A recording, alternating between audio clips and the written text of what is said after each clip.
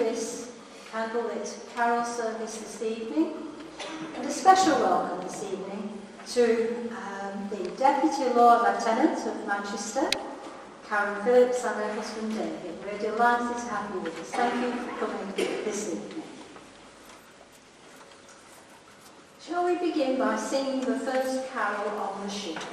Oh, come all ye faithful, joyful and triumphant. The first carol.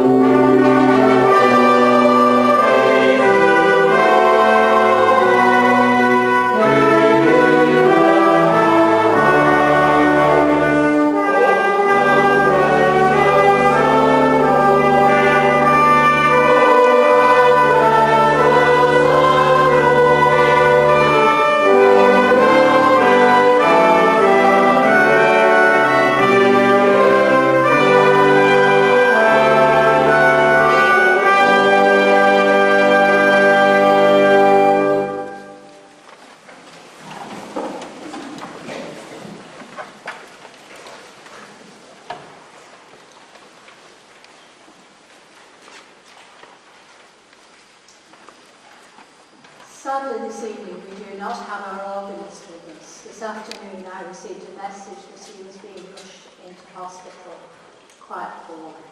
So we have a couple of changes to the programme, but don't worry, it won't affect the carols. The first reading this evening is taken from the Book of God by by Walter Wyman. By midnight, the fires of the three shepherds had collapsed into sparks and red embers. Simon and the two others had joined their flocks together to share the long night watch. They too had subsided into silence. One sent soft snoring noises up toward heaven, a tough old man of content. One sat wakeful upon the stone wall, slapping it sometimes with the flat of his rod in order to warn wild animals away. Simon had gone to lie among the sheep for warmth, but he wasn't sleeping. He was gazing thoughtfully upward and enjoying the periodic huffings and sighs of the nearby ewes. All at once the stars began to explode. Simon leapt to his feet. The sheep stumbled up, bleating and running back towards the walls. The stars in tens and many tens of thousands were flashing like white fires in the black sky. They began to move. Like burning bees, like a great whirling swarm of bees, the stars were crossing heaven from east to west. Simon stood immobilized. Even the sheep were fixed in attitudes of awe-filled fear. Between the glorious motion of the heaven and the dark earth below, there now appeared a single endless pillar of pure white light. The light spoke, and Simon understood what it said. The fire, the light, cried, "Do not be afraid." No, not the light, but a figure within the light. The brilliant form of a human, smooth and huge and very beautiful, his feet upon the mountains, an angel of the Lord. The angel said, "I bring you good news of great joy, which shall come to all people. For to you is born this night in the city of David a Saviour, who is the Christ. And this will be a sign for you. You will find the babe wrapped in swaddling cloths and lying in a manger." And suddenly that swarm of the fiery heavenly host swooped down and filled the skies, praising God and singing, "Glory to God in the highest, and on earth peace to all people." From the Book of God by Walter Wyman. Shall we join in prayer?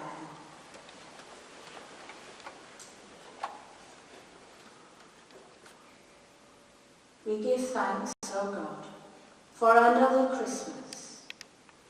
It comes to us as it always does, when we need it most. Just as the cold, hard frost is sending the mercury down, as if it too were trying to escape the cold and curl up in the bulb of the thermometer. And when dull grey cloudy days send the snow curling from the sky, then Christmas comes, when nights are longest, the paths narrowest, the streets slipperiest, the trees bare and the earth dark. When the long year is just about worn out, then Christmas comes, as old as memory, as fragile as a snowflake, as familiar as the words of its carols and stories, and yet somehow always new, untried and shining. We give thanks for the old and the new of Christmas, for the ethereal, mystical return each year of the promise of love and peace. Amen. Amen.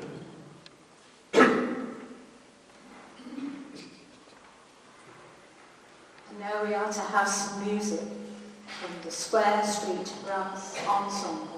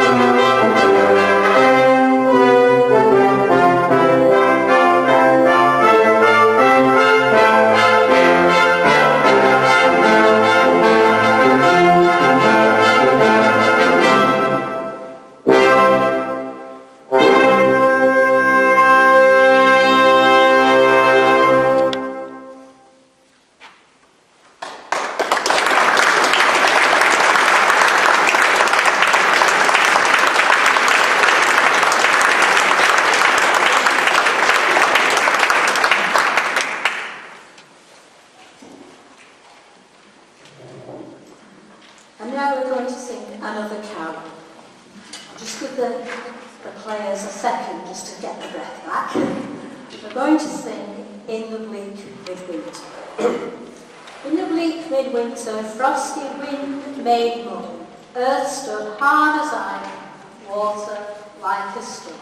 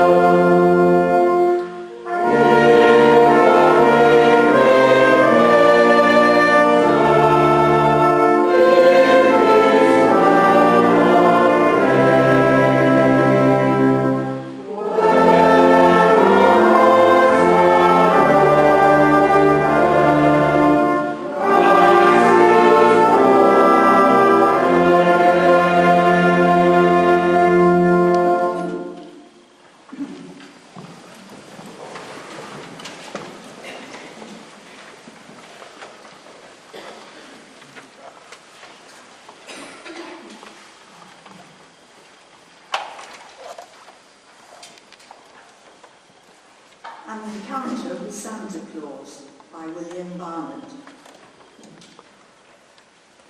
There he sat, red fur-trimmed suit and hat, big white beard, black boots and all, on a park bench, looking upwards as though assessing the chance of snow.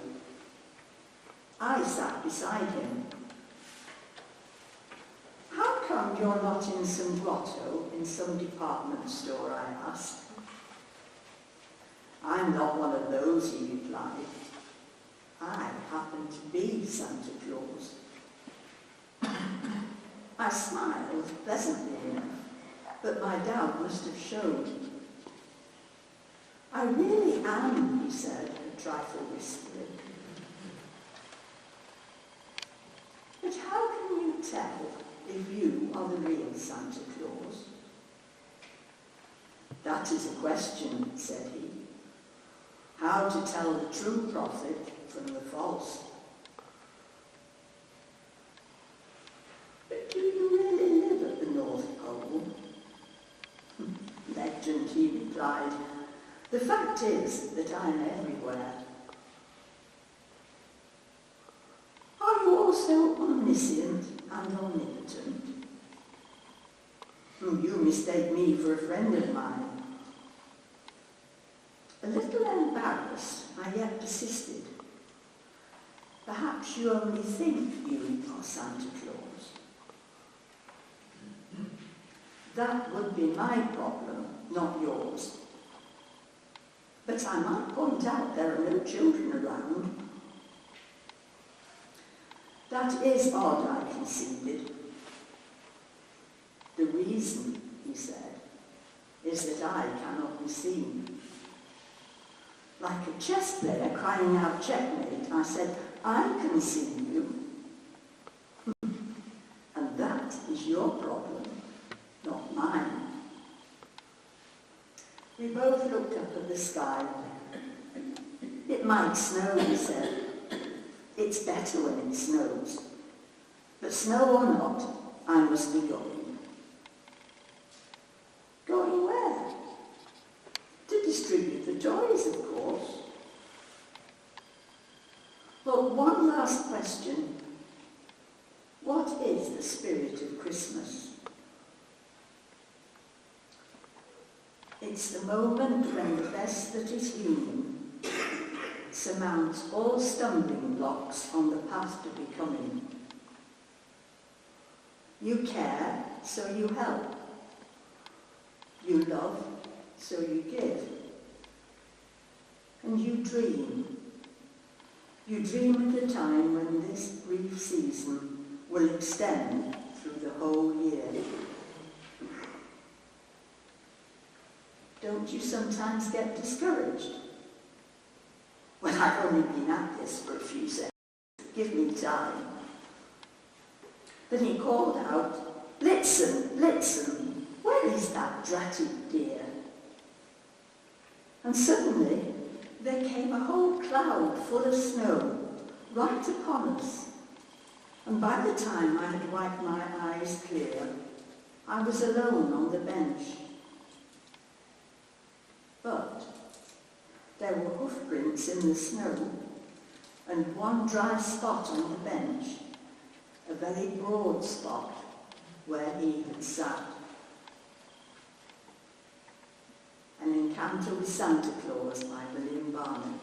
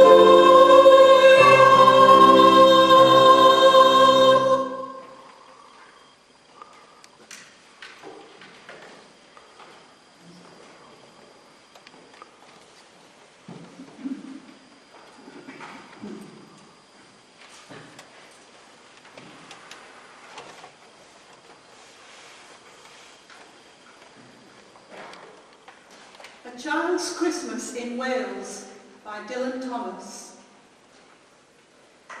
One Christmas was so much like another that I can never remember whether it snowed for 6 days and nights when I was 12, or whether it snowed for 12 days and nights when I was 6. My hand goes into the wool-white, bell-tongued ball of holidays, resting at the rim of the carol-singing sea, and out come Mrs. Prothero and the firemen. It was on the afternoon of Christmas Eve, and I was in Mrs. Prothero's garden, waiting for cats, with her son, Jim. It was snowing. It was always snowing at Christmas. December, in my memory, is as white as Lapland, though there were no reindeers, but there were cats. Patient, cold and callous, our hands wrapped in socks, we waited to snowball the cats. Sleek and long as jaguars, and horrible whiskered, spitting and snarling, they would slink and sidle over the white back garden walls, and the lynx-eyed hunters, Jim and I, fur-capped and moccasined trappers from Hudson Bay off Mumbles Road, would hurl our deadly snowballs at the green of their eyes. The wise cats never appeared. We were so still, Eskimo-footed Arctic marksmen in the muffling silence of the eternal snows. Well, eternal ever since Wednesday, that we never heard Mrs. Prothero's first cry from her igloo at the bottom of the garden. But soon the voice grew louder. "Fire!" cried Mrs. Prothero, and she beat the dinner gong. We ran down the garden with snowballs in our arms toward the house, and smoke, indeed, was pouring out of the dining room, and the gong was bobilating, and Mrs. Prothero was announcing ruin like a town crier in Pompeii. This was better than all the cats in Wales standing on a wall in a row. We bounded into the house, laden with snowballs, and stopped at the open door of the smoke-filled room. Something was burning, all right. Perhaps it was Mr. Prothero.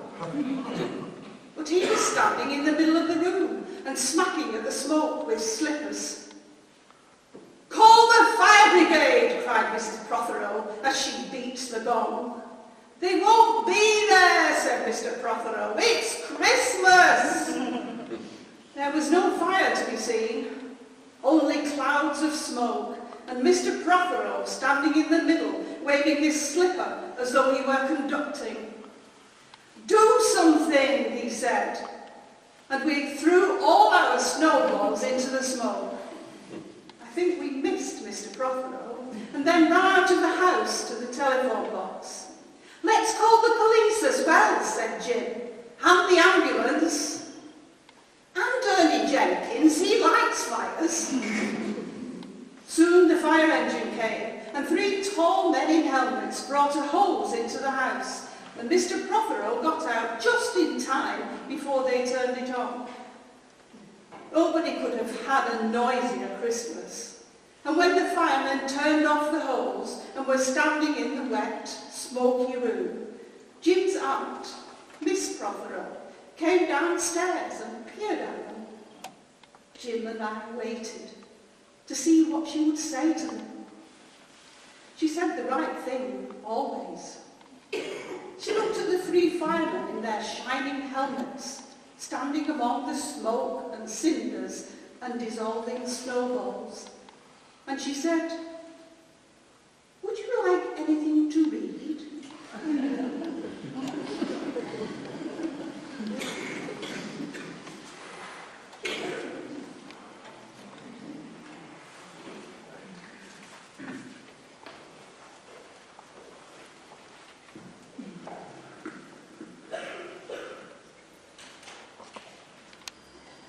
This is where we have one of the changes to the programme, because of course we do not have Chris with us to play the organ. So we're going to go straight on to the next carol, which is Joy to the World, for peace shall come, let this be our refrain. The next carol.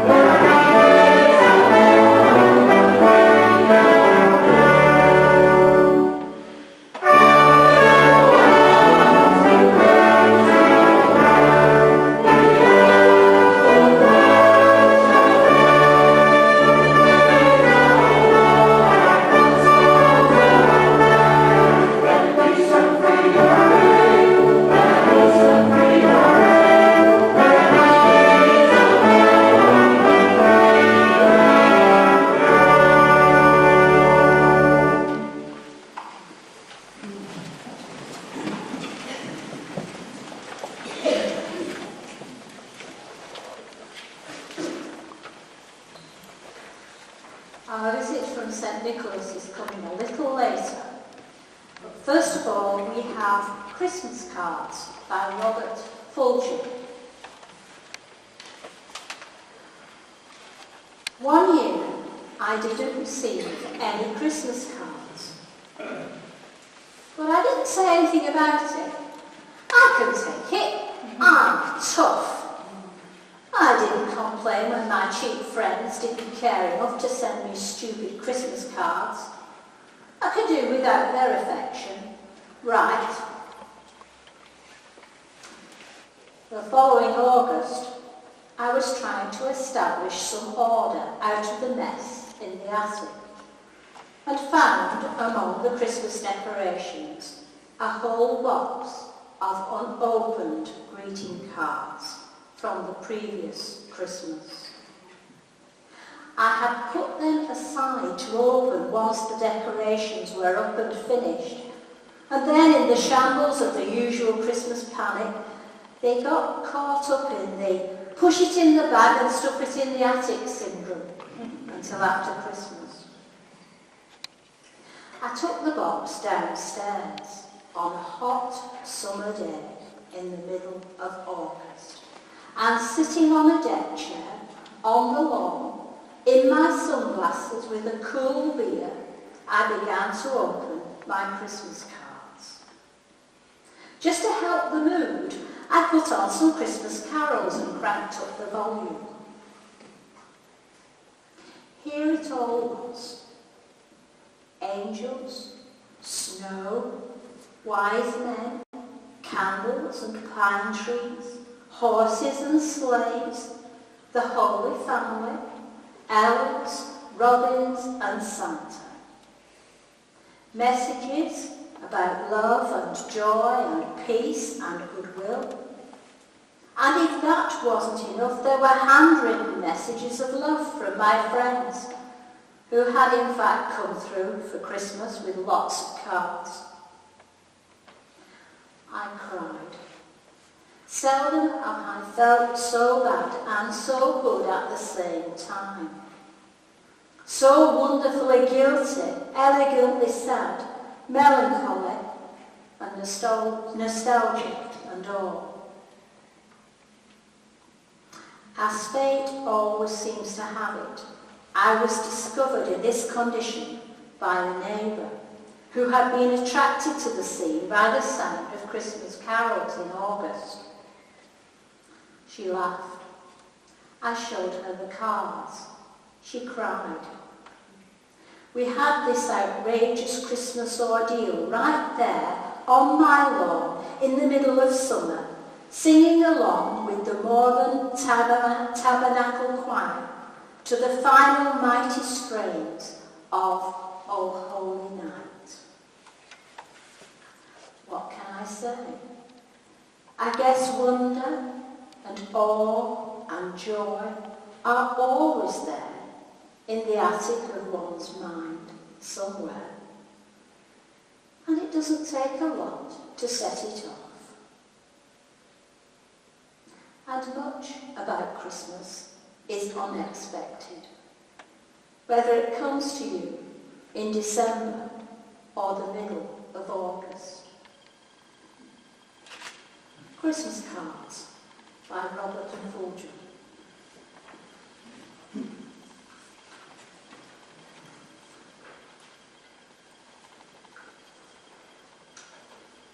Shall we once again join in prayer?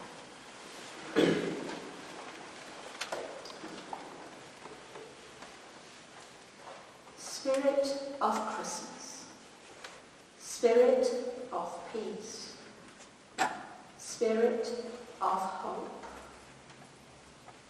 we gather in the darkness of the evening to bear witness to everlasting light. Coming together at this festive time of year to recall that which stands beyond time and change. Joining with our families and friends to acknowledge the necessity of community that surpasses our singular loyalties. Into this sacred time we now enter to listen, to dream, to be transformed in this time of prayer. May our thoughts now be filled with gratitude and love. Gratitude for the starlight and the infinite wonder of the night. Gratitude for our children and all children who are the future of the world. And love for life, the greatest of miracles. Love for all who have blessed our days with tenderness and affection, and bestowed upon us precious memories. Let us embrace this special season. Let our hearts be touched with mystery and awe, silent as the falling snow, effortless as the descending night. Let us rest in quiet communion, cradling all in love.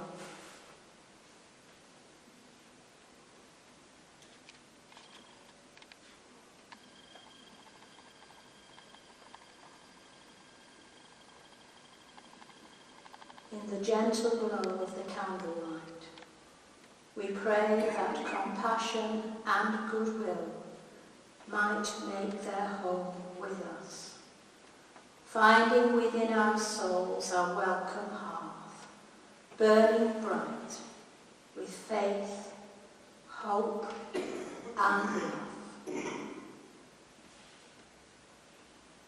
Amen. Amen.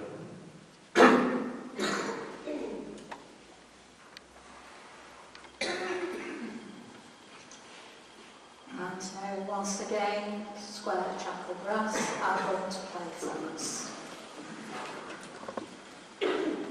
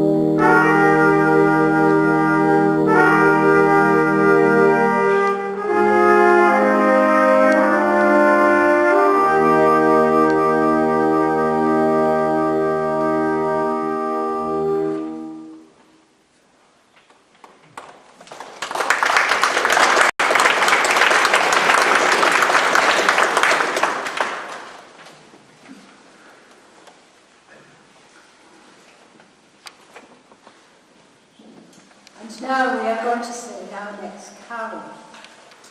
But we're not singing it to the usual tune. We're singing While Shepherds Watch to a tune composed by Thomas Clarke, who was a cobbler who lived in Canterbury in Kent. He was born in 1775. He lived until 1859.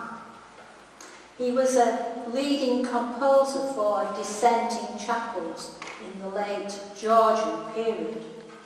And it is believed that this tune, Cranbrook, was written for this carol, or to accompany this carol, one of many tunes that this carol goes to.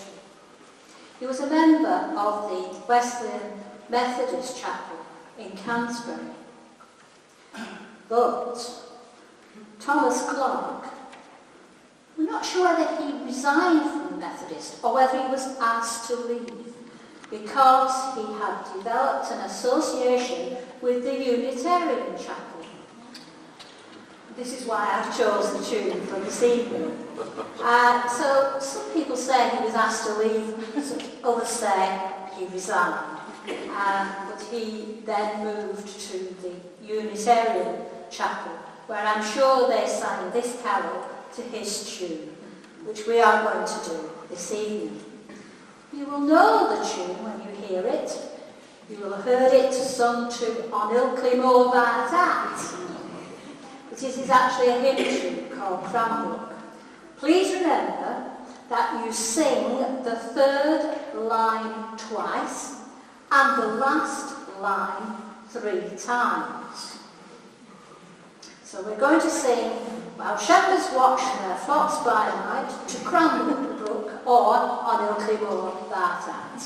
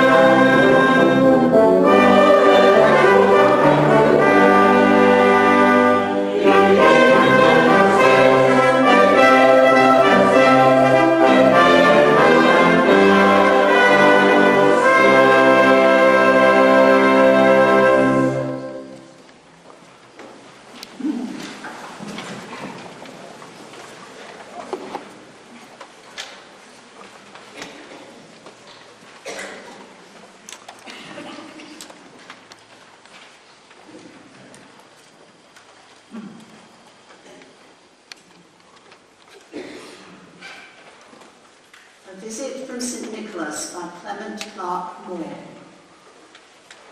It was the night before Christmas, when all through the house not a creature was stirring, not even a mouse. The stockings were hung by the chimney with care, in hopes that St Nicholas soon would be there, children were nestled all snug in their beds, while visions of sugar plums danced in their heads. And Mamma in her kerchief and I in my cap had just settled our brains for a long winter's nap. When out of the lawn there arose such a clatter, I sprang from the bed to see what was the matter. Away to the window I flew like a flash, tore open the shutters and threw up the sash. The moon on the breast of the new fallen snow gave the lustre of midday to objects below. When, what to my wondering eyes should appear, was a miniature sleigh and 8 tiny reindeer, with a little old driver so lively and quick, I knew in a moment it must be St. Nick. More rapid than eagles his coursers they came, and he whistled and shouted and called them by name. Now Dasher, now Dancer, now Prancer and Vixen, on Comet, on Cupid, on Donner and Blitzen, to the top of the porch, to the top of the wall. Now dash away, dash away all. As dry leaves that before the wild hurricane fly when they meet with an obstacle mount to the sky, so up to the housetops the coursers they flew, with the sleigh full of toys, and St. Nicholas too. And then, in a twinkling, I heard on the roof the prancing and pawing of each little hoof. As I drew in my head and was turning around, down the chimney St. Nicholas came with a bound. He was dressed all in fur, from his head to his foot, and his clothes were all tarnished with ashes and soot. A bundle of toys was flung on his back, and he looked like a peddler just opening his pack. His eyes, how they twinkled, his dimples, how merry. His cheeks were like roses, his nose like a cherry. He had a broad face and a little round belly that shook when he laughed like a bowl full of jelly. He spoke not a word, but went straight to his work and filled all the stockings, then turned with a jerk, and laying a finger aside of his nose, and giving a nod, up the chimney he rose. He sprang to his sleigh, to his team gave a whistle, and away they all flew like the down of a thistle. But I heard him exclaim, ere he drove out of sight, "Happy Christmas to all, and to all a good night."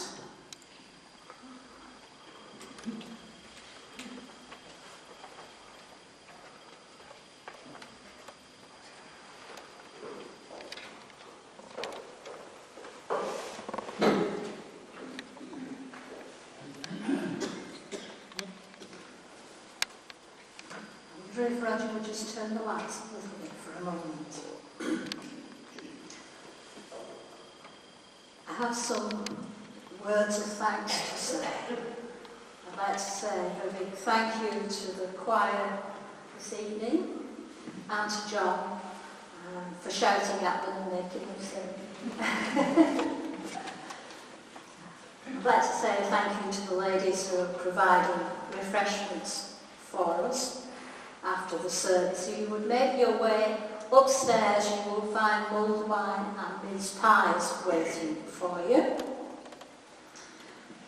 I'd like to also say a big thank you to Square Chapel Brass Ensemble, who, in the middle of this afternoon, thought they were playing part of the service with an organist and came up trumps and played for the whole service for us. Thank you very much indeed. We really appreciate it. Thank you.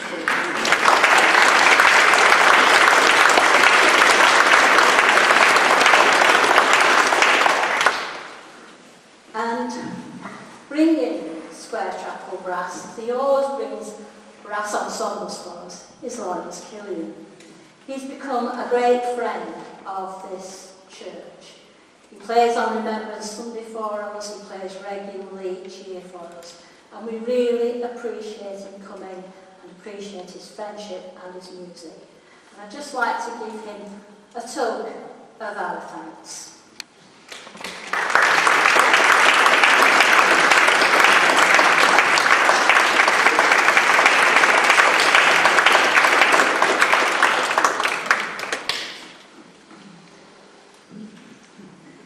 A little connection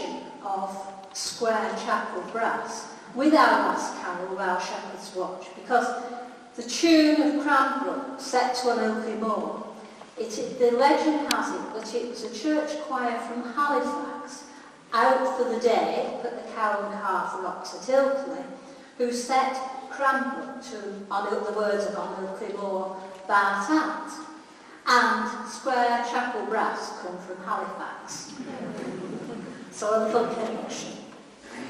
At the end of the service, when you go up for your refreshments, you may have seen on the back of your order of service that we are, over the Christmas period, collecting donations for Unitarian churches in Germany and Hungary who have been providing food and clothing for refugees from Syria and other countries caught up in conflict. The refugee problem is a difficult and problematic one, I know. But many of those who are being helped by these churches are children, many on their own, and their need is critical. Any donations, however small, we would be really grateful for, so that we can send them to our churches in Germany and Hungary to help them. If you can donate, we would be very grateful. There will be bowls out upstairs amongst the refreshments. Thank you.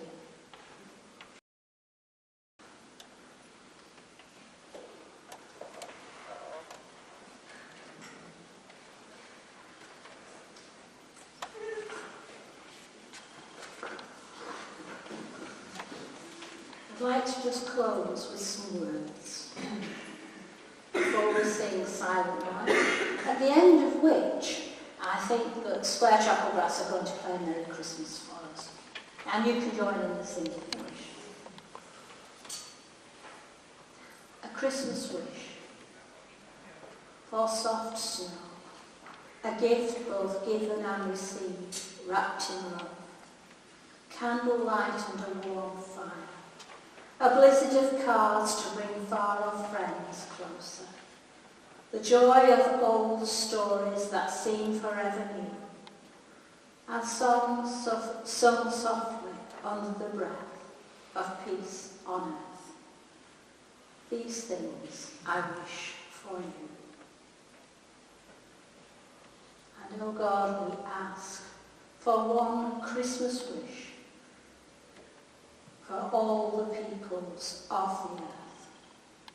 Let there be peace. Amen.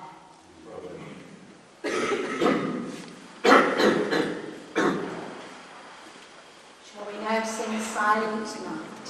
Silent night, peaceful night, all things sleep, shepherds